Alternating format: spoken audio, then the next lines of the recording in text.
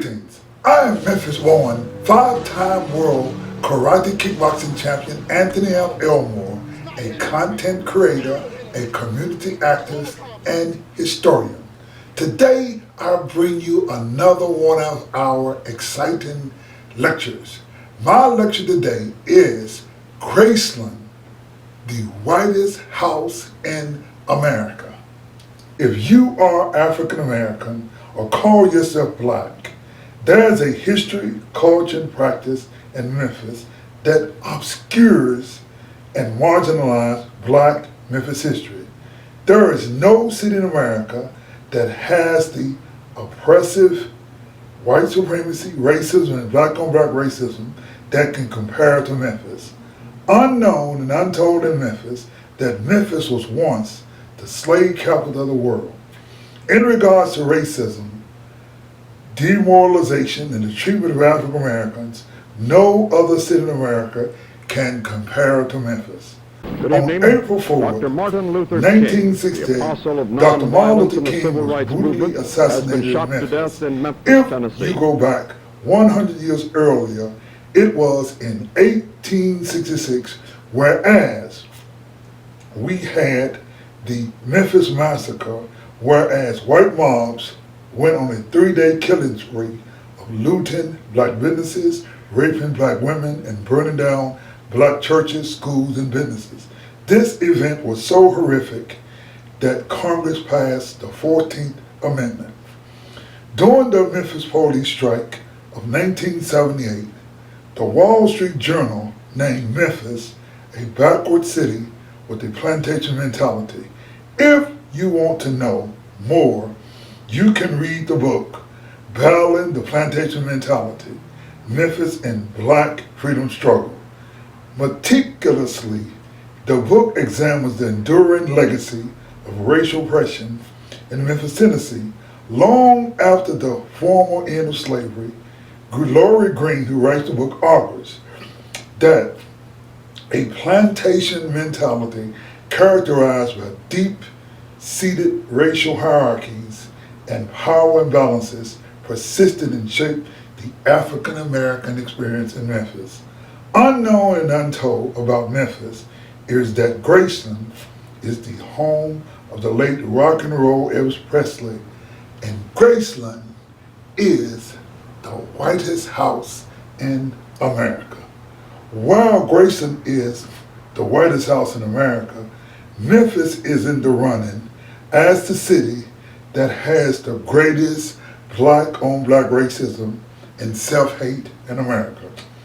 Let's talk about Graceland and compare Graceland to the Stax Museum of American Soul Music. See, Graceland is a monument, whereas Stax is a museum. See, a monument is a statue, building, or other structure erected to commemorate a famous or noble person or event. Graceland and Elvis in Memphis is the most significant white monument in America, and there is no place in America more whitier and more whitewashed than Graceland. Let's get one thing clear in regards to a house in America.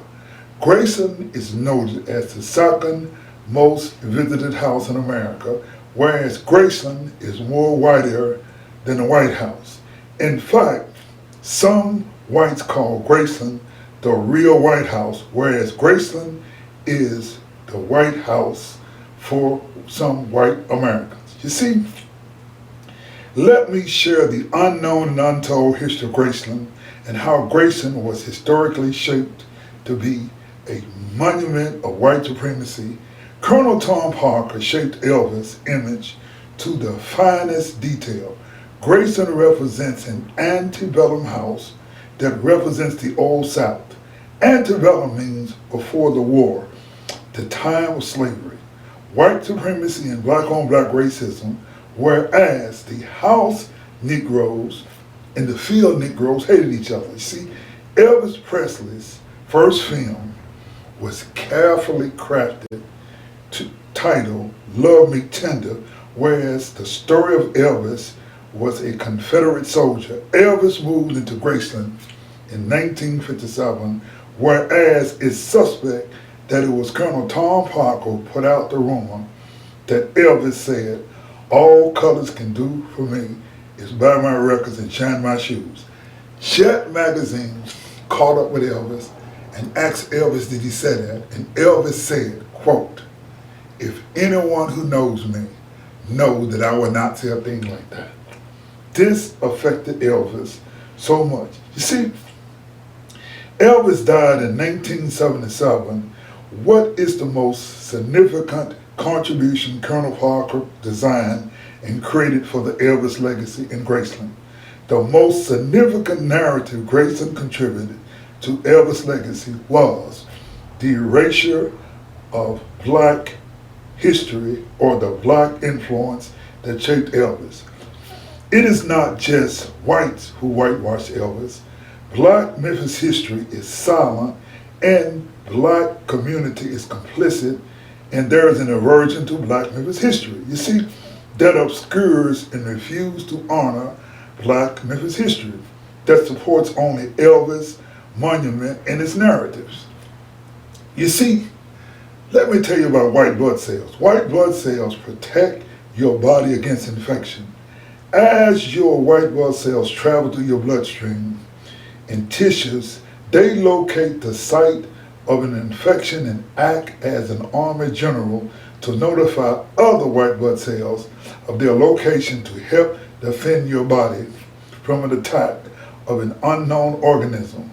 Once your white blood cells army arrives, they fight the invader by producing antibody proteins to attack the organism and destroy it. Graceland and Memphis is so white. Listen again. Graceland and Memphis is so white that even white blood cells can take a vacation. Now that's white. You see, Whitehaven, where Graceland is located, is the only Hostess chocolate cupcake community in America. See, Graceland is the only place in America that sells banana and peanut butter sandwiches that Elvis loved. We suggest to Elvis fans that if you want to really honor Elvis, eat a Hostess chocolate cupcake. You see, Graceland is just like a Hostess chocolate cupcake. Black on the outside and white cream filling on the inside. You see, Graceland sits in a 99.9% black community. It is so black that around Graceland that it can be called a chocolate Hostess cupcake. You see, Graceland is like the white cream filling that's white. If any white person wants to be reminded of Graceland, all they have to do is eat a Hostess chocolate cupcake. In fact, did you hear the story about John the colored man from Philadelphia, Mississippi? You know about Philadelphia, Mississippi, that 3 civil rights workers, I think this is for Swaney and 3 white civil rights workers were killed in Philadelphia, Mississippi. See, in Philadelphia, Mississippi, they control blacks. Now, let me tell you about John the colored man. Boy, they had John in jail and they was gonna whoop his ass. And the judge told John, he said, "John, did you sass white folk?" And John said, "Your Honor, I swear, Your Honor, I never sass white folk. I just don't do things like that." The judge said, "John, how can I believe you?" He said, "Judge, let me tell you." He said, "I swear before God, and I will get up and testify that Elvis is king, that I did not sass no white folk." The judge said, "What you said, boy?" He said, "I swear before God, and I will testify that Elvis is king." He said, "Boy, you say Elvis is king?" I said, "Yes, sir, Elvis is king." The judge hit the gavel. Boom, case dismissed. He said, "This boy here has been trained the right way." And that is the story of John the colored man. See, Graceland is great like no other house in America. See, the Muslims visit Mecca, the Jews visit Israel, the Christians visit Jerusalem, and Elvis' disciples visit Graceland, whereas Elvis is king. You see, in 2016, ladies and gentlemen, 2016, Black Lives Matter tried to bring attention to inequities in Memphis, and they decided during the Elvis Week to protest at Graceland.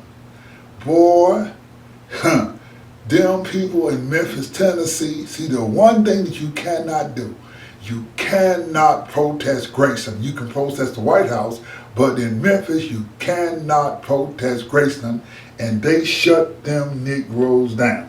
Now, to end this story about how white Graceland is, I want you to listen to an Elvis fan. This Elvis fan tells the story better than what I can tell it. His name is Donnie Baker. What I want to do, I want to end this story that Graceland, the whitest house in America. I want you to hear a real Elvis fan, Donnie Baker, who put up a video to tell you about Graceland and how he protested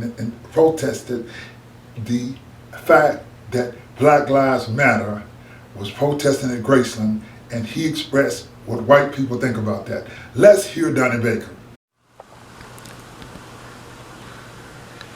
This is Donnie Baker with a special message of the most up importance. It's come to my attention that Black Lives Matter is invading the land of Graceland. I swear to God. That's why I'm making this report from my personal jungle room. Don't you dare tread on this.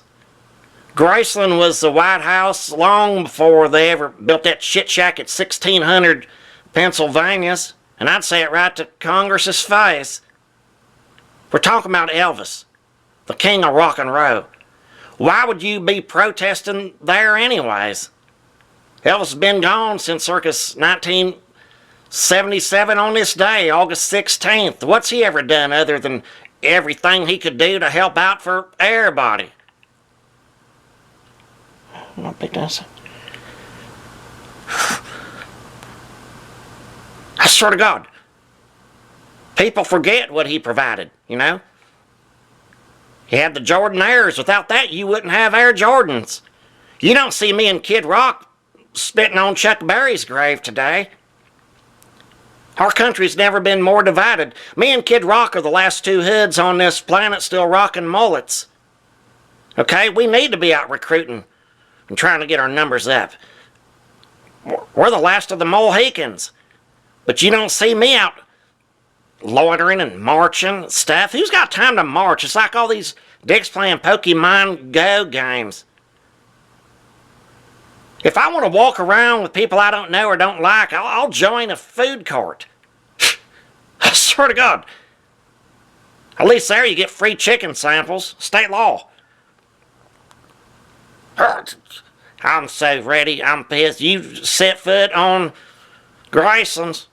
He even wrote a tape about your struggles and strife called "In the cold and gray Chicago morning, another little baby child is born in the ghetto." Then his mama died. He wrote all that. He brought attention to a lot of things that needed attention, and he didn't have to march. Elvis was the first to employ female black backup singers long before the Blowfish ever hired Hootie on. And you're going to protest him?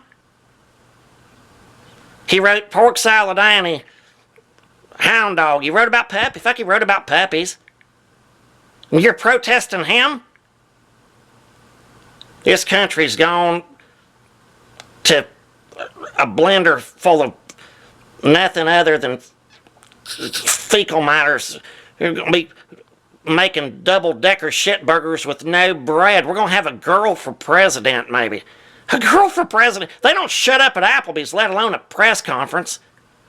I can't stand Hillary's voice. I swear to God, if she ever sets foot in Graceland's. I don't care, Hillary, if you're the last vagina on the mother of Earth.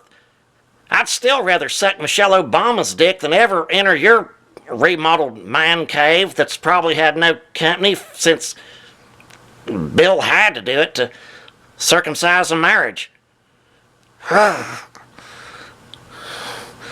On cold and gray Chicago, on cold and gray Chicago morning, another baby child is born in the ghettos.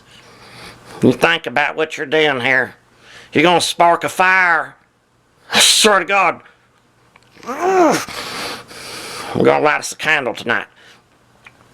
Miss you, Elvis.